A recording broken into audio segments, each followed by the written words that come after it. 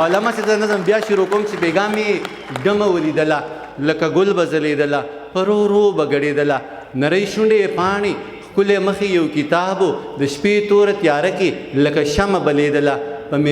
محفل کې څه غټانو څه راغلي غریبانو چې غریب به ورنږدې شو دا به رو تښتېدله چې امیر به ورنږدې شو دا به یې خواته راخوېدله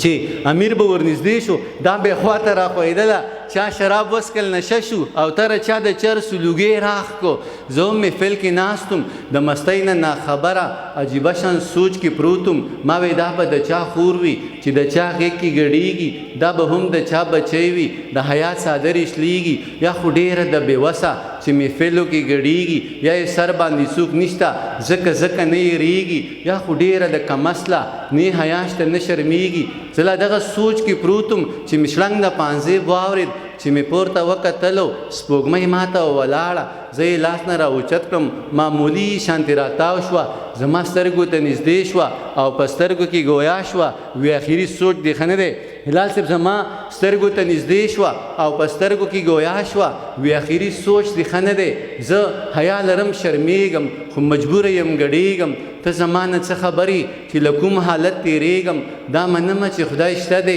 زه ترې هم ډېره یېرېږم زه هم د چا غیرت یم په دې هم ښه پوهېږم خو زه هېڅ کولی نه شم چې زه ډمه یم ګډېږم زما ډېره بېوسي ده ځکه هره شپه خرڅېږم خو بس تا ته دومره وایم چې محفل کې ګډا بس کم نو بیا ټوله شپه ژړېږم دا یې وی او مسکی شوه او نری اوښکې توی کړې زما هم زړه ټینګ نه شو د سماج نه ګیله وکړه اوښکې بیا مې مېلمنې شوې د بڼو په سر ډیوې شوې د محفل نه را روان شوم او د ځان سره ګویان شوم ما ویل دومره لوی جهان کې د چا دومره هم ځای نشته ما ویل دومره لوی جهان کې د چا دومره هم ځای نشته